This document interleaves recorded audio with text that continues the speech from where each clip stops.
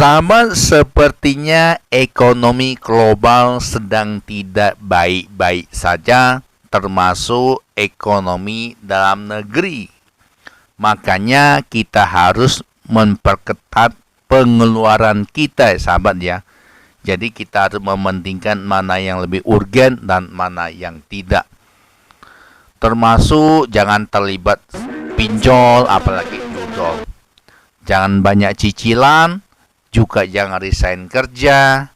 Jadi benar-benar kita harus memperhatikan kondisi ekonomi kita, sahabat. Karena memang ya kondisi ekonomi global tidak baik-baik saja. Selamat jumpa lagi bersama channel Melon 3 Kilo yang selalu memberikan informasi unik dan menarik. Nah sahabat, sebelumnya gelombang PHK lebih banyak menerpa industri padat karya seperti tekstil, garmen, dan sepatu. Tapi sekarang juga terjadi PHK atau kita katakan meluas di sektor lain. Ya seperti elektronik, otomotif, media, retail, dan lain sebagainya. Tentunya ini cukup mengkhawatirkan ya sahabat ya. Ini tidak hanya terjadi dalam negeri, negara lain juga mengalaminya. Atau bukan hanya di Indonesia saja, tapi di luar negeri juga begitu. Semua itu disebabkan satu hal, sahabat. Daya beli masyarakat menurun, mengakibatkan permintaan pasar juga menurun. Dan kita ambil contoh baru-baru ini Nissan ya sahabat ya. Siapa yang tidak kenal pabrik Nissan produksi mobil ini sahabat? Baru-baru ini pabrik Nissan harus mem-PHK karyawannya sebanyak 20.000 orang ya sahabat. Atau total sekitar 15% tenaga kerja seluruh dunia. Akibat kinerja keuangan yang buruk, persaingan dari produsen seperti mobil baru dari Amerika dan Tiongkok juga diperburuk dengan kebijakan tarif Amerika Serikat.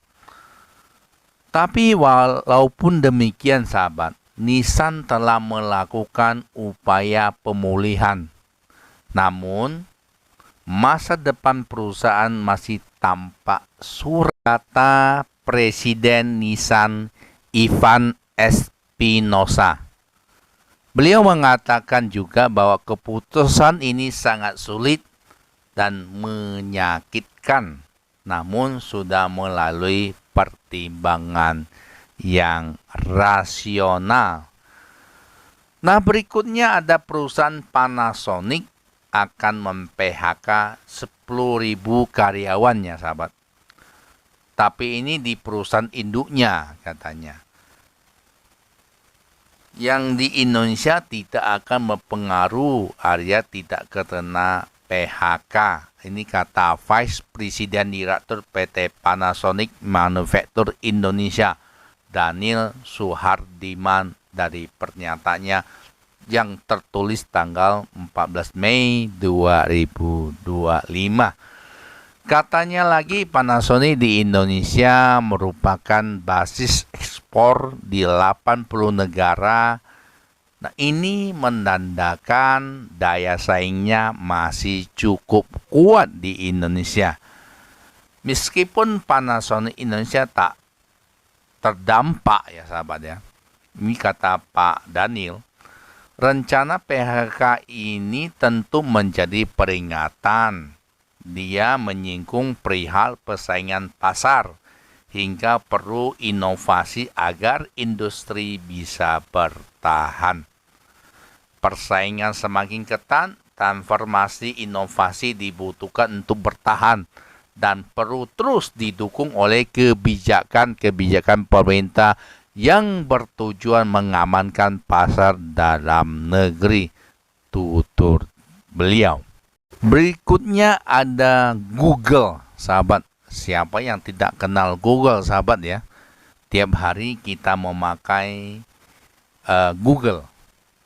Kabar terbaru dari Google, perusahaan teknologi raksasa dari Amerika, baru saja melakukan PHK sebanyak 200 karyawannya dari divisi Global Business Organization, unit yang bertanggung jawab atas penjualan dan kemitraan strategis.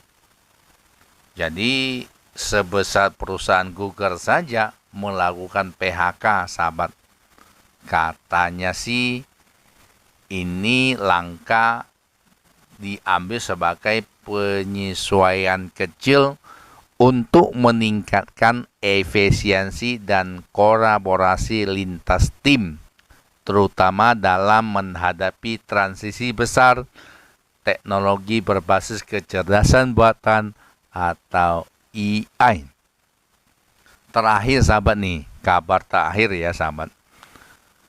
Kalau yang suka makan ayam ya, pasti kenal namanya KFC. Ini ada kabar lagi dari KFC, rajanya ayam atau jago ayam ya, sahabat, ayam goreng. Kabarnya karena modal kerja negatif, jadi KFC meminta suntikan dana 80 miliar ke Kerail dan grup Salim. Mudah-mudahan semuanya baik-baik saja ya, sahabat. Demikian, sahabat. Semoga video kali ini bisa bermanfaat dan kita berharap semuanya akan baik-baik saja.